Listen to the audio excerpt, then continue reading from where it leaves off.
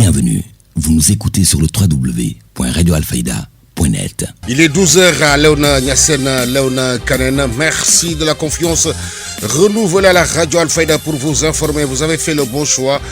Nous sommes ensemble pour une demi-heure d'information. Si vous nous rejoignez dans l'actualité de ce jeudi 4 janvier 2024, c'est l'heure du journal. Donc voici les titres.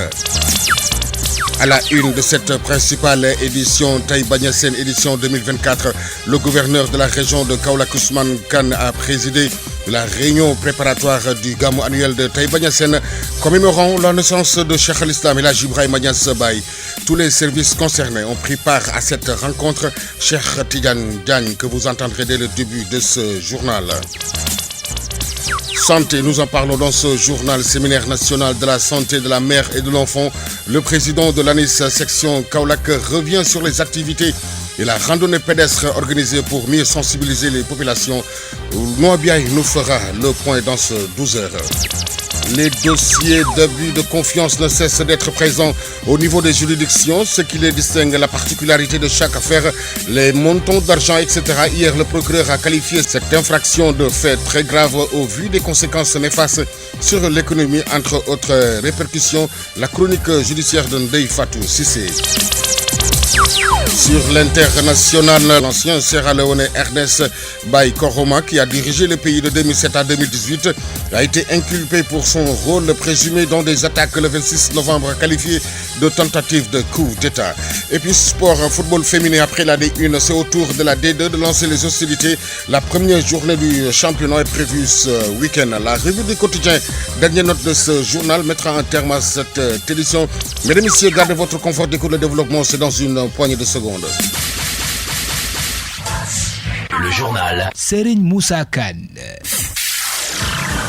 Devant ce micro, Kodosek Keneme assure les opérations techniques. Mesdames et messieurs, bonjour et bienvenue. Taïba Niassène édition 2024.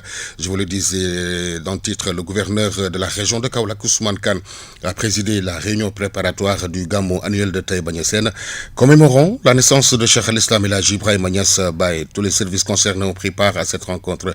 Cheikh Tidiane Diagne. Dans le cadre des préparatifs du Gamou annuel de Taïba Niassène édition 2024, un CRD préparatoire s'est tenu à la gouvernance de Kaolack en présence des membres du comité d'organisation de l'événement.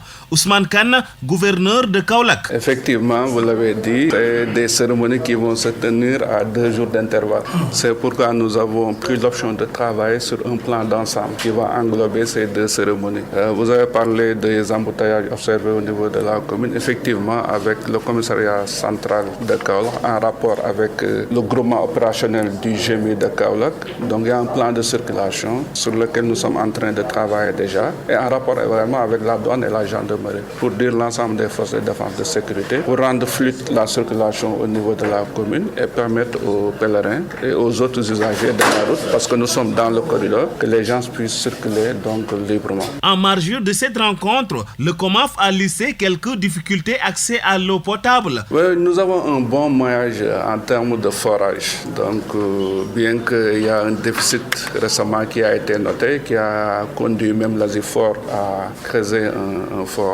Mais pour l'essentiel, nous avons un bon maillage en termes de forage. Et pour accompagner ce dispositif existant, donc il y a un renfort en camion citerne qui sera mis en place en rapport avec l'OFOR. L'année dernière, nous avons travaillé sur la base de 6 camions. Donc nous allons demander à l'OFOR, par l'entremise de M. le ministre de l'eau et de l'assainissement, d'augmenter cette dotation et au minimum de la porter à 10. Donc pour nous permettre d'assurer un bon ravitaillement à nos des pèlerins. Rappelons que le Gamou annuel de Taïba Niassène est prévu le 27 janvier 2024. La délégation de Medina Baye, lors de ce CRD, a été conduite par Cheikh Mohamed Siraguidine, Cheikh Ibrahima Niass, qui n'a pas manqué de formuler des prières pour un Sénégal de prospérité.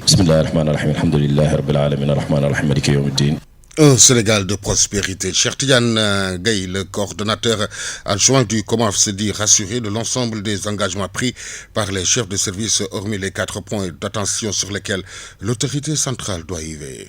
Nous sommes sortis rassurés des propos qu'on a entendus ici, de l'ensemble des engagements pris par les chefs de service. On a seulement, en tant que comité d'organisation, 4 points d'attention sur lesquels on voulait vraiment attirer l'attention de l'autorité centrale. Parce que ce n'est pas parce que le niveau régional n'en veut pas, mais c'est parce qu'il ne peut pas. Le premier, c'est la dotation en médicaments. Nous comprenons difficilement qu'il y a de cela 3 à 4 ans, la dotation en médicaments du Gamou de Taïba était arrivée à 4 millions, ce qui n'était pas suffisant. Depuis 2 ans, on ne peut pas en avoir plus de 2 millions. Ça, c'est problématique. Et nous demandons, le chef de l'État, le ministre de la Santé, vraiment de corriger ça. Le deuxième, c'est au niveau de la voirie à Géraud. Voilà 3 ans qu'on demande le bitumage de cette voie de contournement de Taïba, qui, tout le monde le sait, le technicien de la Géraud l'a confirmé en réunion. C'est cette voie qui permet au plan de circulation de respirer. Sans cette voie, la circulation sera extrêmement difficile à Taïba. Ça ne fait que 3 km. Depuis 3 ans, nous courons derrière ça. Donc vraiment, nous demandons à l'État central de venir en aide au niveau régional pour le bitumage de cette taxe. L'autre problème, c'est l'alimentation en eau potable. En temps normal, Taïba souffre de déficit d'eau potable. Donc si l'événement vient s'y ajouter, l'État a faire des efforts pour qu'on ne connaisse pas de problème de ravitaillement en eau potable. Donc vraiment, à part ces questions, pour tout le reste, nous sommes sortis très satisfaits et nous croyons aux engagements qui sont pris par les uns et les autres. Seulement, nous demandons au bon Dieu d'aider tout un chacun d'entre nous à pouvoir vraiment réaliser les travaux au-delà même de leur engagement, parce que vraiment la décision finale, c'est lui, c'est pas nous, êtres humains. Le gouverneur Ousmane Kane, qui a présidé le CRD du Gamou de Taïba Niassène, édition 2024 prévue le 27 janvier 2024. Des avancées ont été notées par tous les secteurs après avoir fait le point avec le Komaf Nouti, le gouverneur de la région de Kaolack, au micro de Cheikh Tidiane Diagne. Gamou de Taïba Niassène, prévu le 27 janvier 2024. C'est un événement majeur, religieux majeur, qui se déroule au niveau de la région de Kaolack, dans le département de Nioro, dans l'arrondissement de Paos-Koto. C'est un événement qui fera converger vers Taïba Niassène des milliers et des milliers de fidèles et de pèlerins. C'est sous ce rapport-là qu'on a voulu, avec le comité d'organisation, prendre ensemble les dispositifs appropriés, donc pour permettre aux pèlerins de faire leur pèlerinage dans leurs conditions les meilleures au niveau de Taïba Niassène. Et cet exercice-là, c'est fait sur la base d'un cahier de sollicitation soumis par le comité d'organisation, auquel sollicitation les services techniques présents ont apporté des réponses. Pour certaines sollicitations, déjà des réponses satisfaisantes ont été apportées. Il en est ainsi du secteur de la sécurité, avec la gendarmerie, avec la police, avec les sapeurs-pompiers. Il en est de même pour le secteur de l'assainissement, j'allais dire, avec la SONAGED, qui nous a rassurés par rapport au dispositif qu'ils comptent mettre en place. Et pour tous les secteurs, donc, il y a des avancées d'une manière générale qui ont été notées, mais il reste quand même des efforts à faire.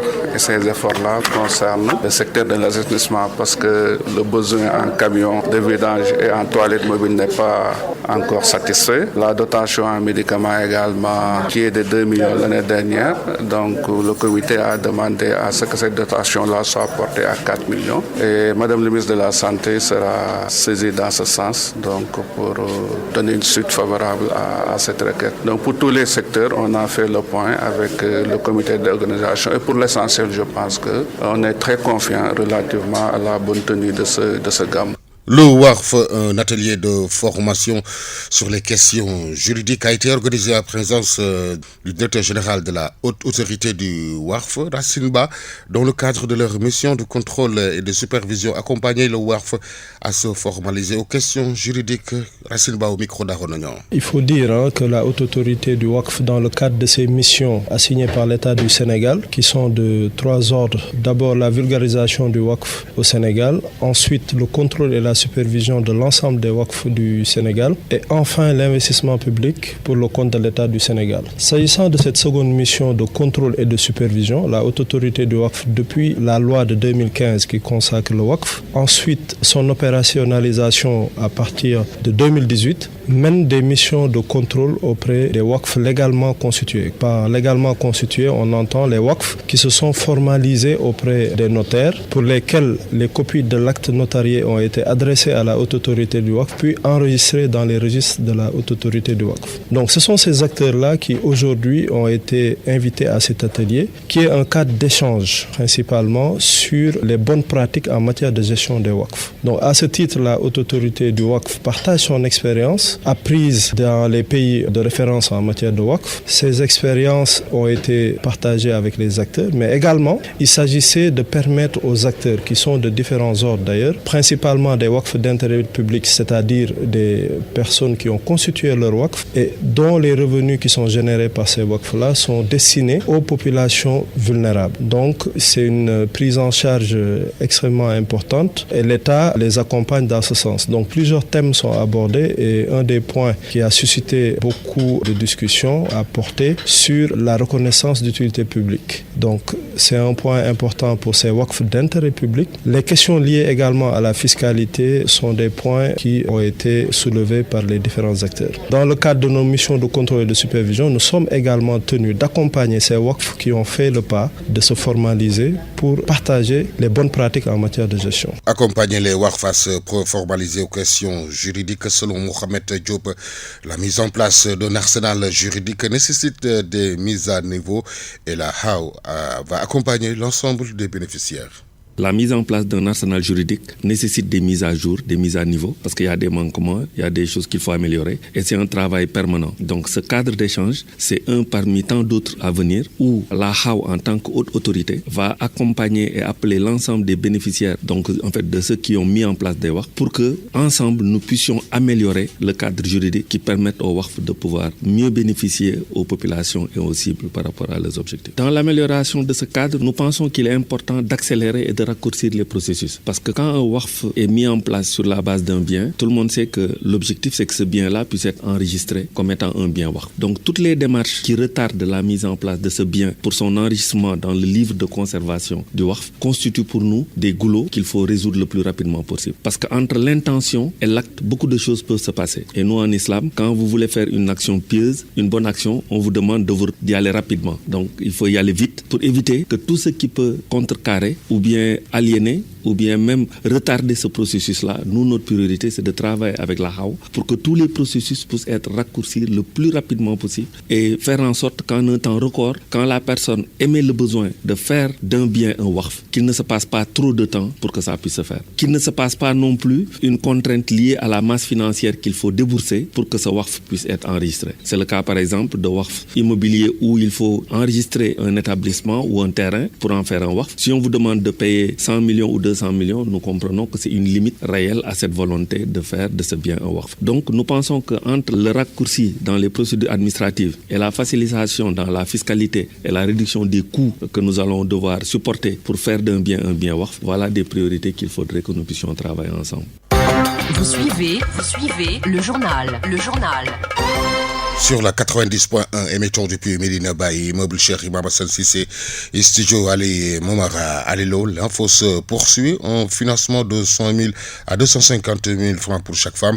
C'est le financement aux femmes de l'APR par le responsable politique Mamoudou Mbach et la mutuelle PAMECAS. Nous intervenons en tant qu'acteurs politiques, mais nous intervenons aussi en tant qu'acteurs de développement. Le vécu des Sénégalais et des Sénégalaises a été toujours une préoccupation. Chez moi, aujourd'hui, on entendait accompagner les femmes de mon quartier dans leurs initiatives de tous les jours. Parce qu'on est logé dans un quartier qui n'a pas l'habitude de voir les femmes croiser les bras chaque matin, mettre sous l'arbre à palabres pour palabrer à longueur de journée. C'est des femmes qui, chaque jour, descendent sur le terrain, ils sont dans les marchés, sont dans les bureaux, sont ailleurs dans les champs, dans des activités génératrices de revenus. Donc ces femmes-là qui sont extrêmement dynamiques, si on trouve un compagnonnage avec un partenaire financier qui les accompagne dans leurs entreprises, vont pouvoir s'étendre, vont pouvoir se développer, vont pouvoir faire des choses au-delà de leurs ambitions. Les montants qui leur sont alloués individuellement sont de l'ordre de 100 à 250 000 francs par femme. C'est des sommes pour un premier jet. Donc pour un départ, c'est ce qui est attribué à une femme. Mais si les engagements pris sont respectés par les femmes, on ira très bientôt au-delà. La mutuelle PAMECAS qui est ici, leur activité, c'est d'être toujours en compagnonnage avec des acteurs économiques pour propulser ces activités économiques-là en avant. Donc on est là ensemble avec eux pour la promotion des femmes du quartier. Pour la promotion des femmes du quartier, au micro de Noa Biaye, Mamadou Mba sur le PSE et les nouvelles ambitions déclinées par le candidat Amadou Ba qui est en mesure de perpétuer ce qui a été entrepris depuis longtemps. Oui, notre cheval de bataille, c'est d'abord nous adosser sur les bilans qui sont effectués, sur le PSE qui est un programme qui court jusqu'à l'année 2035, sur les réalisations qui sont faites à partir de ce programme et les nouvelles ambitions déclinées par le candidat Amadou Ba. Parce qu'on a réalisé énormément de choses, beaucoup de choses. Et très peu de Sénégalais croyaient à l'entame que Macky Sall était capable de faire autant de choses. Malgré les récriminations et les aboiements de certains, ce que le président a fait, c'est quelque chose d'exceptionnel. Et ça, on entend la faire perdurer, la continuer, la renforcer et l'étendre à d'autres secteurs qui sont des secteurs où on peut noter quelques défaillances. Dans tous les cas, le candidat Amadou Ba, de par son vécu, de par ce qu'il a toujours fait avec le gouvernement, est en mesure de perpétuer ce qui a été entrepris depuis longtemps et on ira de l'avant avec lui, on ira de l'avant avec le Benno Bokk Yakaar et on ira de l'avant avec la population sénégalaise. 30 artisans ont reçu un financement de 100 millions. Selon le premier magistrat de la ville de Kaolack, Serigne Mboup, un financement trouvé avec les Salins à hauteur de 140 millions pour embellir l'axe l'entrée de Kaolack et le village artisanal. Serigne Mboup au micro de Mobiaï. Oui, aujourd'hui c'est une journée très importante pour nous. C'est la finalité des travaux que nous avons commencé à faire. Vous savez bien que dans notre programme qui est Setal Sokli, les 2 dernières années on a attaqué le volet Setal, on a eu des résultats. Maintenant on essaie de le volet Sokli. Aujourd'hui on a trouvé un financement avec Saleh qui va financer un montant de 140 millions pour embellir l'axe d'entrée de Kaolack et en même temps embellir 2 hectares pour faire un village artisanal, non une zone industrielle artisanale. Et c'est pour cela que nous avons préparé avec les artisans pour leur équiper du matériel performant. Aujourd'hui, il y a presque 30 artisans qui vont recevoir des financements équivalents à 100 millions et un encadrement pour qu'ils puissent gagner des marchés au niveau de la mairie et des autres collectivités. Et en même temps, appuyer les départements pour qu'ils puissent formaliser, identifier leurs activités, avoir un permis, connaître la porte de la route, accéder aux mutuelles de santé et vraiment mieux encadrer leurs activités pour pouvoir faire la transition de quitter le Jakarta pour aller vers un vrai transporteur. Et en même temps, pour les femmes, on leur a financé pour leur permettre de financer leurs activités et de leur installer des unités de transformation, de leur encadrer sur leur emballage, sur les qualités des produits et de leur trouver des débouchés, de commercialiser leurs produits à l'intérieur et à l'extérieur avec des foires. Et en même temps, discuter avec des commerçants et les transporteurs pour que comment on peut moderniser les lieux commerciaux et en même temps les garages et de leur aider à moderniser le transport. C'est ça qu'on a discuté aujourd'hui. Vous savez bien, c'est quelque chose que si on le fait, Kaolack va redémarrer avec des projets de 90% des Kaolackois actifs. 12h18, l'info se poursuit sur la référence santé. Nous en parlons dans ce journal. Je vous le disais, en titre Semaine nationale de la santé de la mère et de l'enfant, le président de l'ANIS, Ibrahima Vieye, section Kaolack, revient sur les activités, la randonnée pédestre organisée pour mieux sensibiliser les populations. Il est ici au micro de Noabiaï. L'activité d'aujourd'hui consiste à une sensibilisation sur la santé de la mère et de l'enfant. En fait, qu'est-ce que cela veut dire? Ça veut dire juste qu'aujourd'hui, notre association, en partenariat avec la direction de la santé de la mère et de l'enfant, qui est une direction du ministère de la Santé, a tenu à donner sa participation dans le cadre de la Semaine nationale de la santé de la mère et de l'enfant. Aujourd'hui, à Kaolack, la section de Kaolack est en train de faire une randonnée pédestre dans laquelle on est en train de sensibiliser. Par rapport à cette santé de la mère et de l'enfant, tout le monde sait qu'on a 2 axes, la santé de la mère et la santé de l'enfant. Tout le monde sait aussi que cette santé de la reproduction, elle représente presque 90% des activités. Tout le monde sait qu'au Sénégal, sociale, on s'intéresse à la mère et à l'enfant. S'intéresser à la mère, c'est faire de telle sorte que cette mère, comme on a l'habitude de le dire, devienne mère, fasse sa grossesse, accouche et puis s'occuper de lui et de son enfant. De là, on a parlé de la consultation prénatale, on a parlé de la consultation postnatale, mais on a parlé aussi de la santé de la mère et de l'enfant. Et c'est sur ça qu'on est en train de sensibiliser. On est en train de sensibiliser aussi sur le suivi de postnatal. On est en train de parler aussi du suivi de la mère, de l'enfant après la période postnatale. Parce que juste les enfants doivent pouvoir être surveillés par rapport à ça. L'autre chose, c'est que la mortalité néonatale au niveau de Kaolack est devenue un véritable problème de santé publique. Le président national de l'Association des infirmiers et infirmières du Sénégal, Ismaïla Mbaye, était à Kaolack à l'occasion de la Semaine nationale de la santé de la mère et de l'enfant. Il est également revenu sur la sensibilisation des populations sur cette question. Nous l'écoutons au micro de Nouabiaï. Je suis venu en tout cas participer à cette randonnée pédestre dans le cadre de la Semaine de la santé de la mère et de l'enfant, initiée par le directeur de la santé de la mère et de l'enfant, le docteur Doucouré, à travers le ministère de la Santé. Et aujourd'hui, nous avons jugé nécessaire de décentraliser l'activité pour marquer en tout cas notre empreinte dans cette semaine-là. Et à cet effet, nous sommes venus à Kaolack pour faire une randonnée pédestre, but de sensibiliser les populations dans le cadre véritablement de l'amélioration de la santé de la mère et de l'enfant. Donc l'association est représentée partout au Sénégal parce que dans chaque région, nous avons des sections régionales, des bureaux constitués qui nous permettent en tout cas de relayer l'information à temps réel, qui nous permet de relayer en tout cas les activités que nous menons pour renforcer le système de santé. Et aujourd'hui, à chaque fois s'il y a besoin, l'ANIDES se lève en tout cas pour appuyer le système de santé, appuyer le ministère de la Santé, mais aussi les programmes pour qu'on puisse atteindre les indicateurs de santé. Vous suivez le journal. À Ngotch, où il est 12h21, c'est dans la commune de Dia, où la finale dédiée à la jeunesse a été organisée par le MACAS. Le président Ibrahim Diouf lance son appel pour développer le potentiel sportif, surtout chez les jeunes. Cet événement est organisé à Ngotch effectivement par le mouvement MACAS dans sa composante jeunesse. Elle a organisé un tournoi d'abord de handball et la finale était hier, un handball féminin.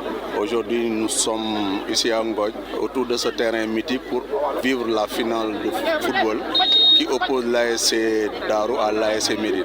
Bon, on l'a organisé simplement parce que nous pensons qu'on ne peut pas faire le développement sans une jeunesse et la meilleure des jeunesses, c'est la jeunesse saine. C'est pourquoi nous organisons ce tournoi-là pour raffermir les relations entre la jeunesse, développer le potentiel sportif qui se trouve chez cette jeunesse-là et véritablement participer au développement de la commune par la composante jeunesse. Et on voit aussi avec un lot de récompenses qui est destiné surtout à cette jeunesse. Effectivement, il y a un lot de 2 maillots, un lot pour le vainqueur, un autre lot pour le vaincu et notamment une grande coupe destinée aux vainqueurs et avec des médailles, un nombre de 50 pour récompenser tout le monde avec une enveloppe de 300 000 francs. Voici la mise globale. Après la finale du tournoi de handball, c'est au tour de la finale de football. Ngotch manque d'infrastructures sportives. Il en appelle aux autorités. Il poursuit également que ce combat sera mené au niveau du conseil départemental. Réécoutons le président Ibrahim Diouf. Effectivement, la particularité de ce village, c'est un gros village. C'est l'un des plus gros villages de la commune de Dia. Et donc qui grandit avec cette jeunesse qui a besoin d'infrastructures sportives. Donc nous appelons de nos voeux, nous appelons de vive voix les autorités pour qu'elles pensent véritablement au village de Ngotch, notamment à ces infrastructures sportives, mais infrastructures culturelles. Et je pense que aussi c'est un combat que nous allons mener au niveau du conseil départemental. Inch'Allah, nous pensons que ce combat sera gagné pour le bonheur de la jeunesse de la commune. Bon, il y a quelques années, l'immigration clandestine est un sujet d'actualité qui fait couler beaucoup d'encre et de salive. Aujourd'hui, quelle connotation cette finale a pour la jeunesse? Autrement dit, est-ce que ça va vous servir d'exemple pour justement sensibiliser les jeunes? Moi, je pense que, vous savez, l'immigration clandestine irrégulière, le soubassement véritablement, c'est un désespoir qui est né d'un manque d'emploi. Et je pense qu'au-delà du sport, les ASC doivent aller dans le sens de voir comment, sur le plan économique, intéresser les jeunes dans diverses activités qui peuvent les intéresser et les retenir au terroir. Effectivement, vous savez, nous, le volet économique est extrêmement important dans nos activités. Et raison pour laquelle je pense qu'au sortir de ça, nous voulons d'abord organiser, avoir avoir une équipe communale qui va compétir et avoir les retombées économiques de la compétition, mais aussi organiser les jeunes sous forme de GIE et les faire des formations dans divers métiers et entre eux, essayer de trouver un financement qui pourra les retenir, un financement qui leur permettra d'avoir des revenus. Vous faites allusion à l'agriculture? À l'agriculture et à d'autres métiers connexes à l'agriculture, parce qu'aujourd'hui nous devons avoir une agriculture améliorée, une agriculture industrielle, suivie de transformation, une commercialisation de produits finis agricoles. 12h24 au TJ de Kaolack, les dossiers d'abus de confiance ne cessent d'être présents au niveau des juridictions, ce qui les distingue, la particularité de chaque affaire, les montants d'argent, etc. Hier, le procureur a qualifié cette infraction de fait très grave au vu des conséquences néfastes sur l'économie, entre autres répercussions. La chronique judiciaire de Ndeye Fatou Cissé. 13 dossiers impliquant 15 personnes, dont une femme, ont été examinés hier à l'audience des flagrants délits du TJ de Kaolack, une audience qui a été fortement marquée par des affaires d'abus de confiance de 5 millions à 14 millions en passant à 24 millions et plus de 81 millions. La juridiction a eu à juger parmi les 13 dossiers 4 qui concernaient l'abus de confiance. Cheikh Ibrahima Niass, un jeune homme d'une trentaine d'années, a eu à recevoir lors de son jugement pour abus de confiance portant sur la somme de plus de 24 millions les remontrances du tribunal, et pour cause, l'homme s'est présenté comme étant un chef religieux, un titre complètement en déphasage avec les faits qui lui valent ses déboires avec la justice. Idem de son appartenance à la famille maraboutique des Niassène, a tenu à lui préciser la juridiction. C'est le juge, suit le procureur, qui s'est dit convaincu de sa culpabilité. Niass devra purger une peine d'1 an de prison ferme, sans parler du paiement de dommages et intérêts réclamés par la victime. Le tribunal donnera son verdict le 10 janvier prochain. Et puis, lors de cette audience des flagrants délits du TJ de Kaolack hier mercredi, une affaire d'abus de confiance sur la somme de plus de 81 millions a été également examinée. La société SDPP poursuit celui qui fut pendant des années le gérant de la station de Touba et celle de Mbaké pour des malversations portant donc sur une somme qui avoisine les 82 millions. Ce qu'a refuté hier le prévenu, qui connaîtra son sort le 17 janvier prochain. La société SDPP, par le biais de ses avocats, a réclamé en guise de dommages et intérêts la somme de 120 millions francs CFA. Accident survenu le mercredi 27 décembre dernier à hauteur du village de Nguer dans le département de Birkilane ayant causé la mort sur le coup de 2 personnes. Le chauffeur du camion, en jugement hier pour homicide et blessures involontaires, a écopé d'une peine de 6 mois assortie du sursis, 56 000 d'amende et la restitution de son permis après paiement de l'amende. Hier, il a expliqué au tribunal les circonstances de l'accident qui a eu lieu suite à l'éclatement d'un pneu. C'est ainsi que le camion est allé heurter la voiture à cette place qui venait sur l'autre sens. Il est 12h27, 5 de plus sur la bande de Gaza. Actualité internationale. L'ancien sierra-léonais Ernest Bai Koroma, qui a dirigé le pays de 2007 à 2018, a été inculpé pour son rôle présumé dans des attaques le 26 novembre qualifiées de tentatives de coup d'État. C'est une série de brèves réalisées par nos partenaires de la Voix de l'Amérique. L'ancien président sierra-léonais Ernest Bai Koroma, qui a dirigé le pays de 2007 à 2018, a été inculpé hier pour son rôle présumé dans des attaques le 26 novembre qualifiées de tentatives de coup d'État qui ont fait 21 morts.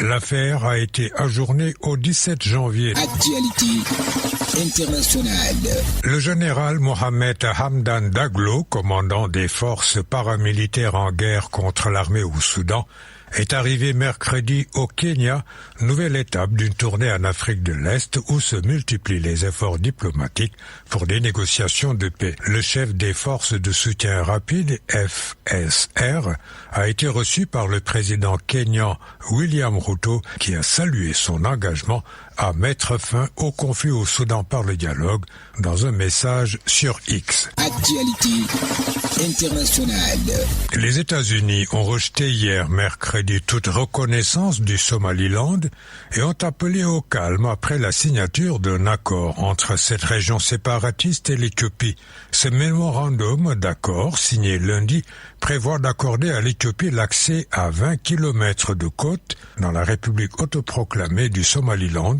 sur le stratégique golfe d'Aden pour une durée de 50 ans. Actualité internationale.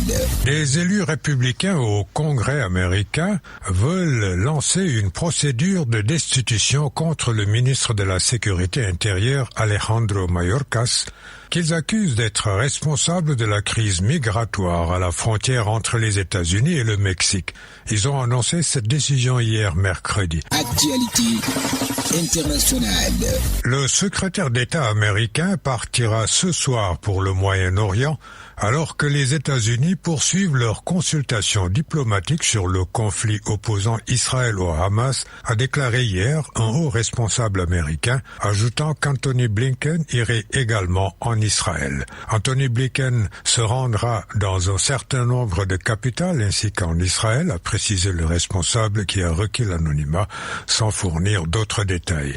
Il a indiqué que le médiateur américain Amos Hochstein se rendrait également en Israël pour tenter d'apaiser les tensions entre l'État hébreu et le Hezbollah. Tensions à la frontière israélo-libanaise, le chef du Hezbollah pro-iranien a prévenu hier que son groupe se battrait sans limite si Israël déclarait la guerre au Liban au lendemain de l'élimination du numéro 2 du Hamas palestinien près de Beyrouth. Et sport.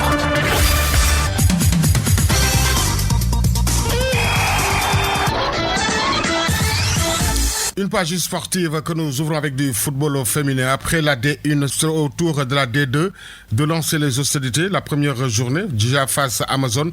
Répartis en deux poules de 7 et 8 équipes vont disputer un championnat avec des rencontres aller-retour. Dans la poule A, on retrouve Koumare, Sédhiou, AS Kolda, Tissito, Étincelle de Kédougou, Baobab de Tamba, Diato et Marsassoum. Poule B, Giafas, Amazon, Lycée Ahmed Fall, AS Kaffrine, Tigresse de Thiès, Dorade de Mbour, Sporting Diofior et Ferryfoot de Louga. Éliminatoire mondial féminin U20 pour le 4e tour Sénégal-Ghana à Thiès 13 janvier. Et le retour prévu le 21 janvier au Ghana. Suite de la 19e journée de la Liga en Espagne, à 16h, Osasuna Almeria, Séville FC rencontre Atlético Bilbao à 18h15, Las Palmas FC Barcelone à 20h, 8e de finale Coupe d'Italie. Juventus Salernitana à 20h, 3e tour FA Cup en Angleterre, Crystal Palace jouera contre Everton à 20h. Lutte pour terminer.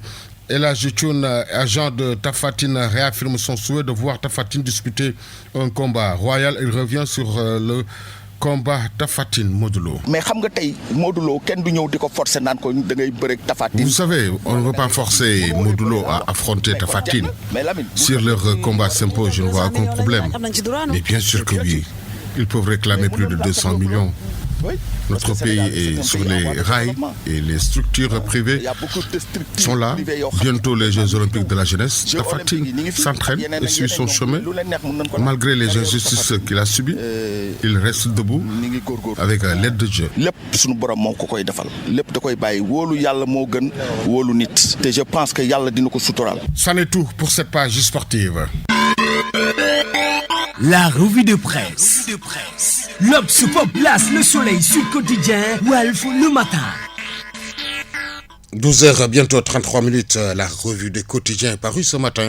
C'est l'affaire d'André Fatou Cissé. La revue des titres à la une des journaux sénégalais parus ce matin que nous ouvrons avec Sud Quotidien qui faisant mention de l'audience de la première chambre pénale de la Cour suprême dans l'affaire Prodac par l'Ousmane Sonko qui croise les doigts. Cour suprême affaire Sonko Mambéigna. Confirmation ou réversal du sort de Sonko se demande le Dakarois Quotidien. L'Observateur qui voit lui un combat final s'intéresse également au contrôle des parrainages et aborde le cas, je cite, de ces ténors à la peine et souligne à ce titre qu'il y a un renouvellement en profondeur de la classe politique qui touche ce qu'on qualifie de ténor présidentiel du 25 février prochain. La candidature de Karim Wade validée. L'information barre la une de plusieurs journaux ce matin dont la Dépêche. 3e jour de vérification des parrainages parrainage de admis 12 à journée 6 en sursis. Annonce ce jeudi le Peuple quotidien. Les candidats coincés par les doublons, dit Le Regard, qui au Conseil constitutionnel note une marche